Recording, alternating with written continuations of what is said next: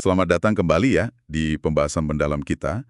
Kali ini kita masuk ke Roma pasal 8 ayat 1 sampai 17. Kita pakai materi yang Anda bagikan nih. Fokusnya kuat banget di konsep ini, hidup oleh roh. Misi kita kali ini ya pengen gali lebih dalam lah. Apa sih artinya bebas dari hukuman? Terus gimana Roh Kudus itu benar-benar mengubah hidup Anda sebagai orang percaya? Ayat satunya aja udah kuat banget ya. Tidak ada lagi penghukuman bagi mereka yang ada di dalam Kristus Yesus. Wah, ini mari kita bedah bareng-bareng. Tentu saja, teks ini seperti materi Anda tunjukkan juga, ini bukan sekedar doktrin kering gitu, tapi lebih kayak peta menuju kemerdekaan sejati, bebas dari cengkraman dosa, dan menemukan identitas baru yang kokoh di dalam Kristus. Dan ini relevan banget kan? Karena ini menyentuh pergumulan kita semua, pertarungan antara hidup ngikutin kecenderungan lama yang sumber Anda sebut daging, sama hidup yang dipandu oleh roh. Betul, betul. Materi Anda langsung menyoroti kontras yang tajam ini ya. Di ayat 5-8 itu kan dijelasin, mereka yang hidupnya dikendalikan daging, fokusnya ya ke hal-hal duniawi terus. Yang ujung-ujungnya kata sumber ini ya maut rohani, bahkan permusuhan sama Allah.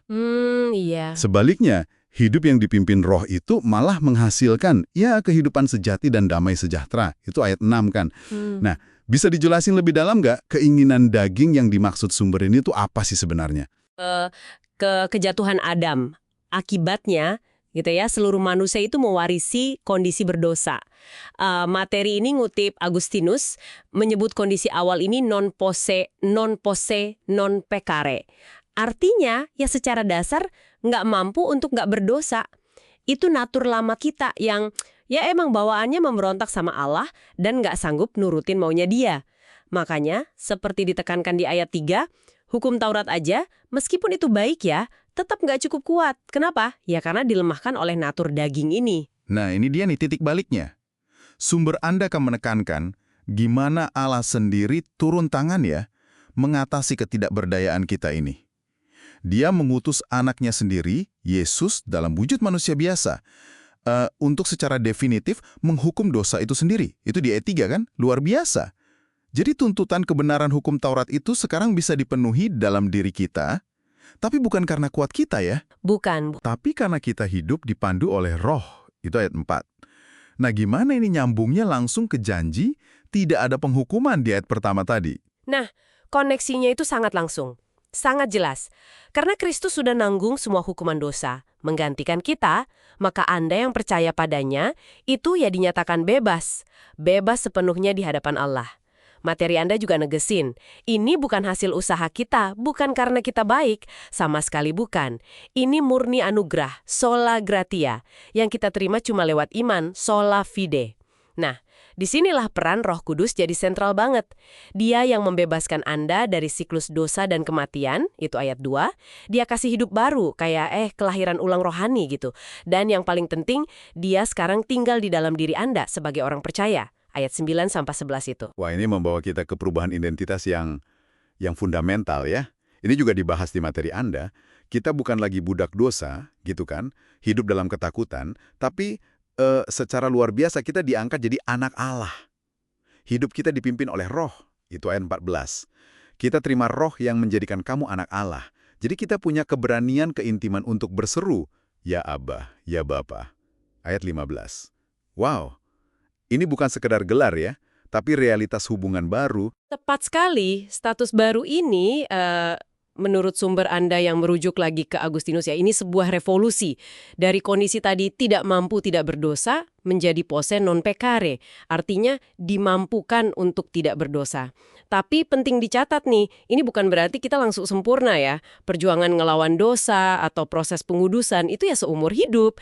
Tapi sekarang ada kekuatan ilahi di dalam kita, Roh Kudus sendiri, kata sumber ini, bersaksi bareng roh kita, meyakinkan kita bahwa kita ini beneran anak Allah dan bahkan jadi ahli waris bareng Kristus. Ayat 16-17.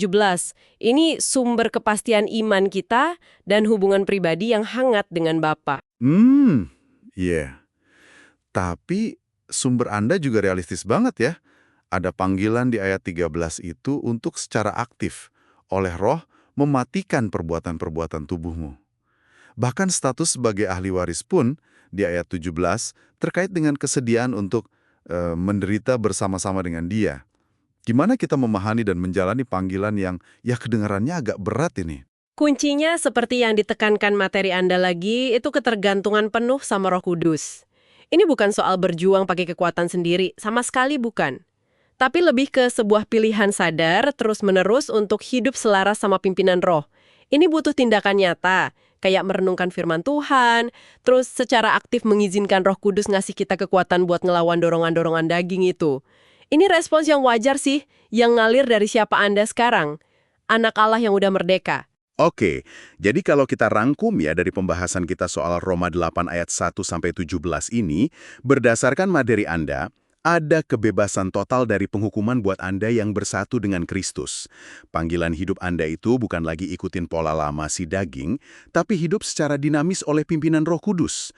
Anda dikasih identitas baru sebagai anak dan ahli waris Allah, dengan akses langsung ke Dia sebagai Bapa. Nah, pertanyaannya sekarang, apa makna praktis semua ini buat Anda pendengar?